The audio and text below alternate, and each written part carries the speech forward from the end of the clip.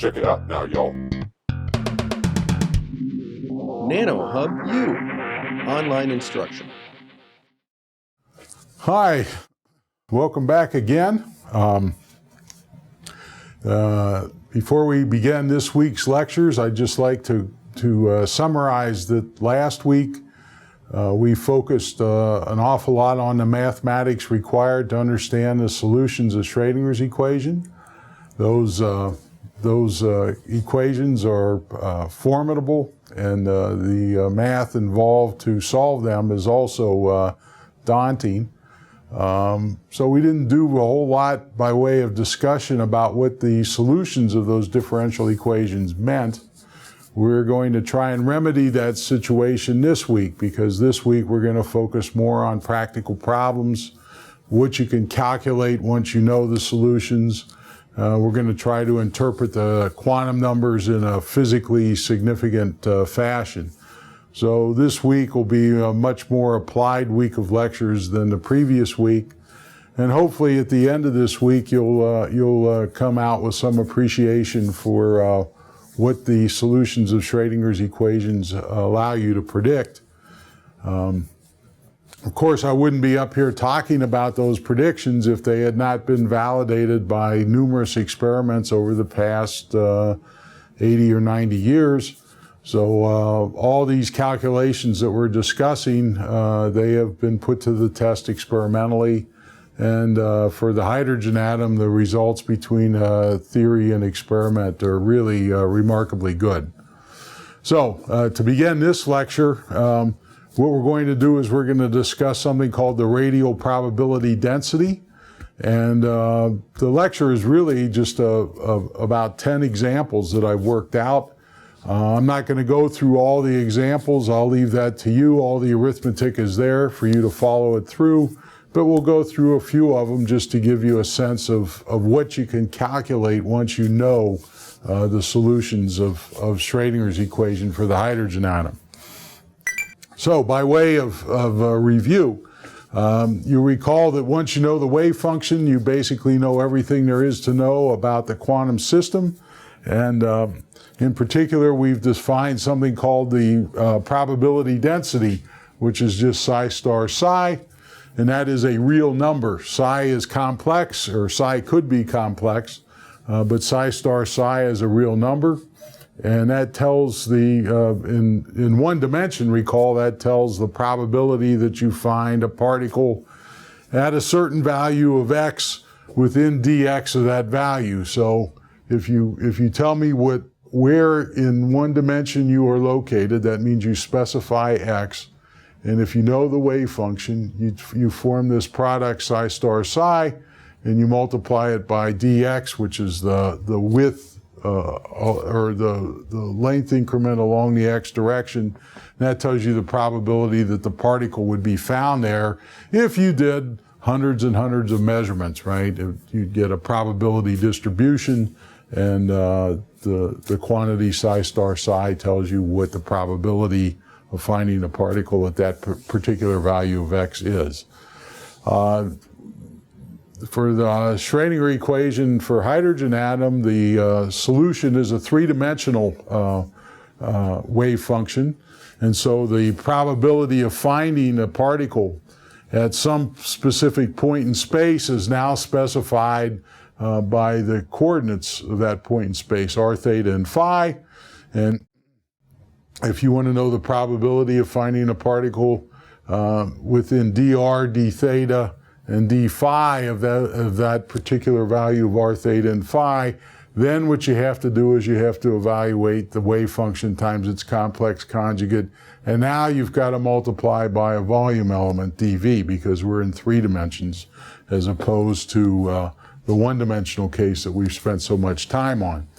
So look, this probability is a dimensionless number, and that just simply means since volume has units of meters cubed, that means psi star psi has to have units of 1 over meters cubed, so that when you multiply all this together, you get a pure number.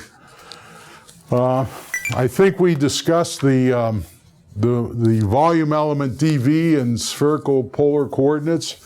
I think that was a homework problem that was assigned during the first week of the semester when we were just gearing up to discuss quantum mechanics. And I just go through the derivation here just to remind you that in 3 dimensions, there's a volume element that if you make dr, d theta, and d phi small enough, this volume element starts to resemble a small cube, and the volume of that small cube is just then the product of the 3 dimensions of the cube, and that works out to be this r squared sine theta, dr, d theta, d phi. This is a result that hopefully you'll recall from your discussion of integral calculus in spherical polar coordinate systems. The wave function psi that we're going to use is going to be specified by the quantum numbers n, l, and m, right? In this fashion. So usually you do an experiment where you prepare hydrogen atoms. You try to prepare those hydrogen atoms so that they're in a particular quantum state, and then you want to know what the probability is that you would find that electron in the hydrogen atom at a particular value of r. In this case, it's r0, theta 0, and phi 0, right? So that's the premise of this whole discussion. You have to be able to specify the quantum numbers and also the particular point in space that you're interested in. There is a probability density that turns out to be particularly useful for the hydrogen atom. It's referred to as the radial probability density. And you can understand that by just referring to this simple sketch here. And we just ask the question, like, what's the probability that you find an electron between a radius of r and a radius of r plus dr, independent of its spherical polar coordinates? So we don't really care about theta and phi. We're going to integrate those out of the problem. We just want to know what the probability is that the electron is localized in this thin shell of thickness dr. So to solve that problem, what we have to do is we have to calculate the probability that the electron is in this region dr, right? And to do that, we have to take the wave function times its complex conjugate, multiply by the volume element, the expression, multiply it by the expression for the volume element in 3 dimensions. That was discussed on the previous slide. And we end up with an equation that looks like this. And since we're only interested in the radial distribution of the electron, we're going to integrate over all possible values of theta and all possible values of phi to get that out of the discussion. So if these wave functions, capital theta sub Lm and capital phi sub m, these are the angular solutions of Schrödinger's equation, if these 2 wave functions are properly normalized, when you integrate from 0 to 2 pi, and when you integrate from 0 to pi for the theta wave function, what you just get is 1, unity, right, for each case, for each integral, because they have been properly normalized at the outset.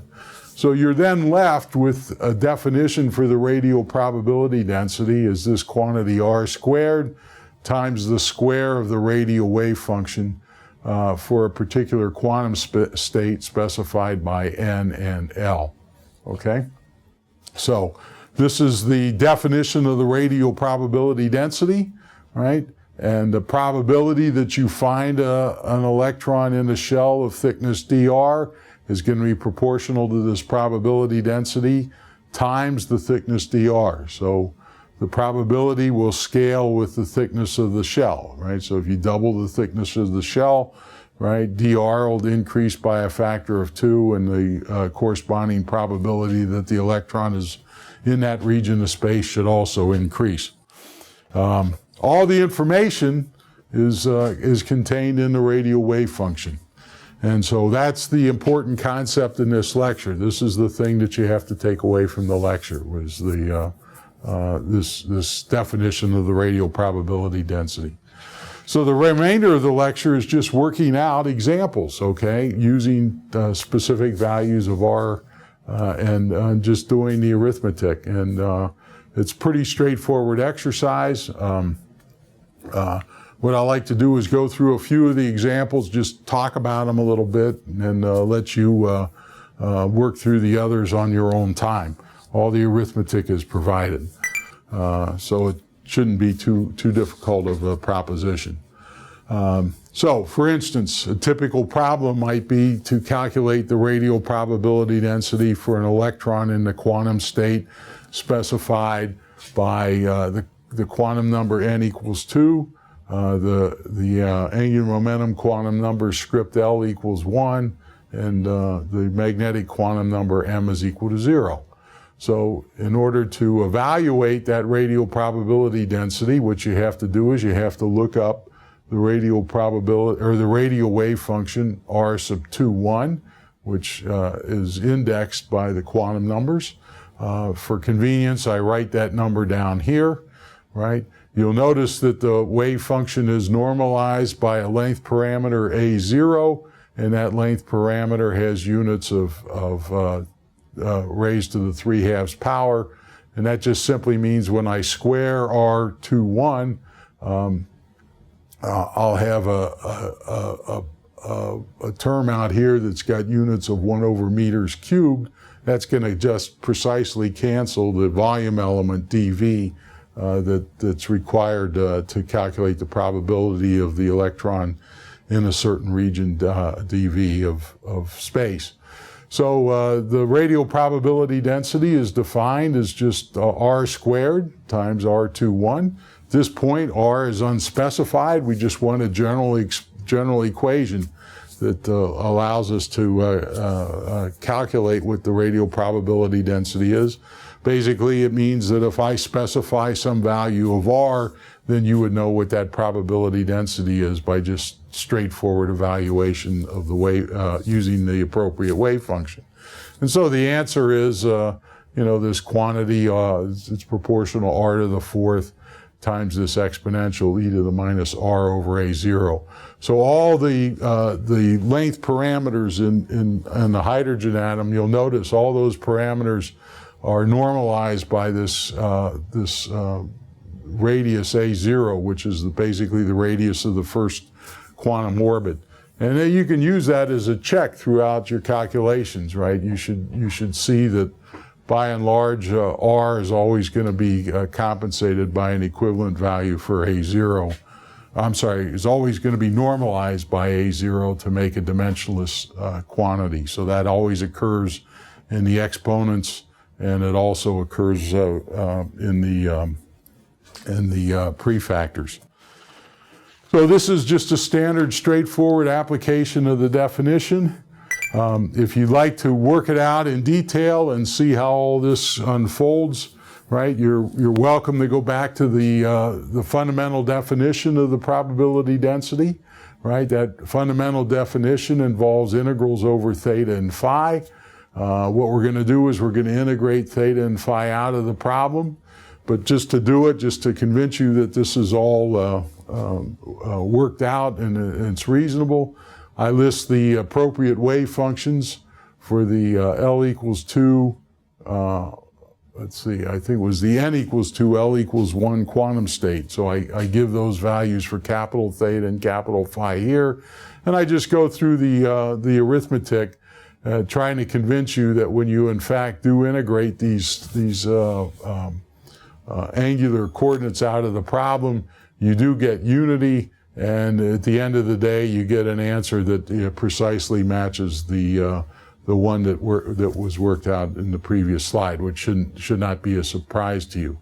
I'll also mention that this expression here is often written in dimensionless form. Again, you'll find that more often than not, any radial coordinate R in the Schrödinger equation for the hydrogen atom is normalized by this quantity A0. So inevitably, any result that you obtain almost always can be rewritten in a form which is dimensionless. Okay, and this is a pure number now, right? This is a pure number. It just tells you what the probability is of finding the electron at some radius r independent of theta and phi, right? That's been integrated out of the problem.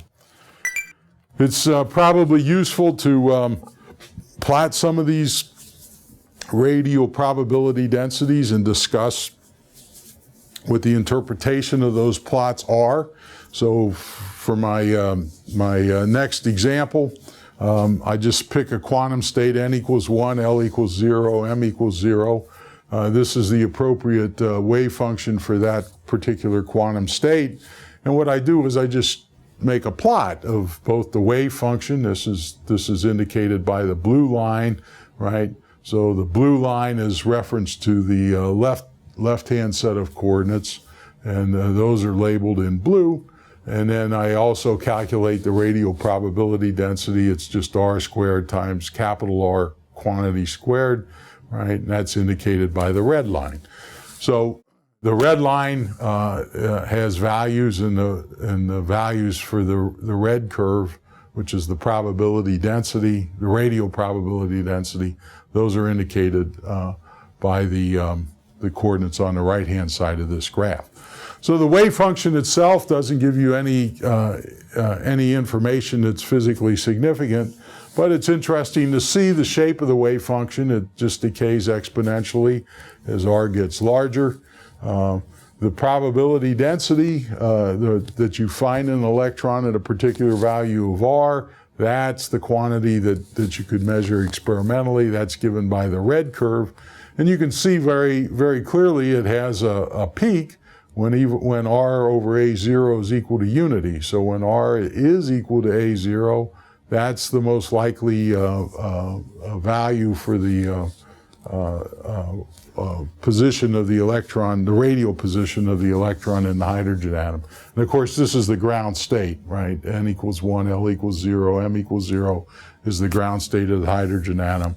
So we recover the result that Bohr had back in 1911. The probability that you find the electron at any particular value of r is just given by integrating the probability density over some increment dr, right? So I try to indicate that here schematically. So for instance, if I pick a value of r over a0 equal to 2.5, just some value, and I pick some width of the shell dr, right? The probability that I would find the electron at that particular value of r would just be the area under the curve, right? Which is schematically indicated by that rectangular box. So that's how these probability densities are used, right? They're used to calculate the probability that you find the electron in some region of space. And so you can imagine, specifying a region of space that spans certain values of the radial positions, right? And you can then calculate what the probability is of finding the electron in that particular region of space just by integrating this probability density over the range of values of r that you've specified. So I also do another example with a little bit more complicated quantum state. So for this particular case, I select out the quantum state n is equal to 2, and I list the appropriate radial wave function here. It's a little bit more complicated than in the ground state, and I make a plot of the radial wave function here as indicated by the blue curve. This wave function now has a node associated with it. It's the value where the wave function actually goes to 0. And that's a characteristic feature of the solutions to Schrödinger's equation for the hydrogen atom. As you systematically increase the quantum index n, you'll systematically pick up additional nodes in the wave function. All these wave functions go exponentially to 0 as the radial distance parameter r increases. So you see here, this is a radial approach to 0 when r gets large. That has to be because the electron has 0 probability of being at a distance infinitely far away from the proton. However, the wave function itself does not contain the useful information. That's not what you can measure experimentally. What you measure experimentally is the position, the most likely position of the electron for certain values of the radius between the electron and the proton. So that quantity, that probability is given by the red curve here. This is the probability density. It's r squared times the square of the radial wave function for the appropriate quantum numbers for this particular problem. So what you can see is that there are some interesting features to this probability density. One interesting feature is there's actually a position along the radial direction where the probability that you find the electron is precisely equal to 0. That corresponds to the node in the wave function. And this just simply means if you somehow did an experiment where you measured the position of the electron hundreds and hundreds of times, you would never find that the electron is at about r over a0, that's about 2, right? So that's not allowed for this particular solution. There are two peaks in the wave function, right? One peak is here at about a0, the other peak is out at about 5a0, right? And so for sure, if you made hundreds and hundreds of measurements, you would tend to find that the electron is located at this position 5a0 more often than not. The shape of this radial probability density, right, that gives rise to these plots that try to help you visualize the calculation in either 2 or 3 dimensions. So I just give this 2-dimensional dot density representation of the radial probability density, and I compare it to what we just calculated, just to give you a sense of what these plots are trying to convey. So the density of the dots is going to be proportional to the value of this radial probability density. And so you can see there's going to be a region in space where there's very few dots. That corresponds to this node in the wave function, corresponds to 0 probability density. Then there are 2 regions where the probability density has a local maximum, and that's indicated by these 2 rings that are evident in these plots. So all these plots that you see on websites, right, are basically 2 or 3 dimensional representations of this probability density in the radial direction.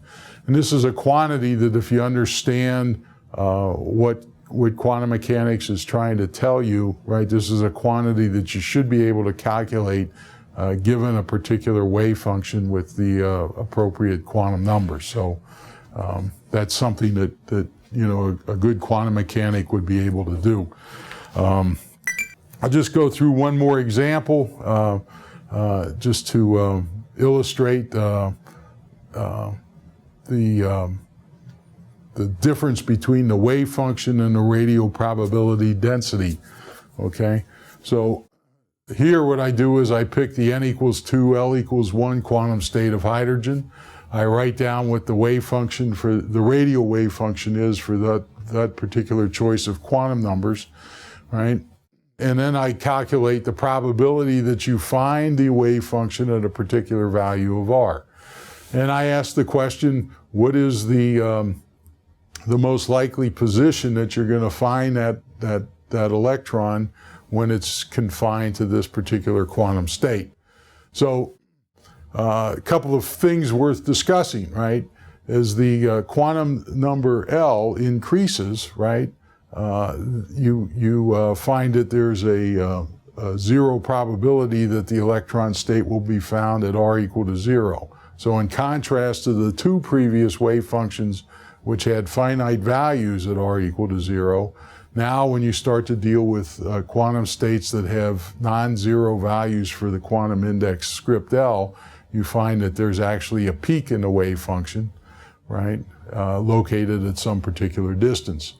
That peak in the wave function is interesting, but it's not physically measurable. What's measurable is the probability density that you find the electron at different values of the radial position r, and that radial probability density is given by calculating r squared times the square of capital R, as I've indicated here. So I plot the radial probability density, and then I just try to find out where the peak in that radial probability density is going to be located. And I do that by just simply taking the derivative of the probability density with respect to r and setting it equal to 0. That's basically saying that the slope at this peak is going to be equal to 0, and I want to find out what precise value of r that peak is located. Well, arithmetic is pretty straightforward. I go through it here. You can double check it if you have time tonight. But what you find out is you find that for this particular quantum state, the peak in the probability density is located at 4a0. So that's precisely where this peak in the wave function is located. So there's about 5 or 6 other examples attached to this lecture. I'm not going to go through them all in detail.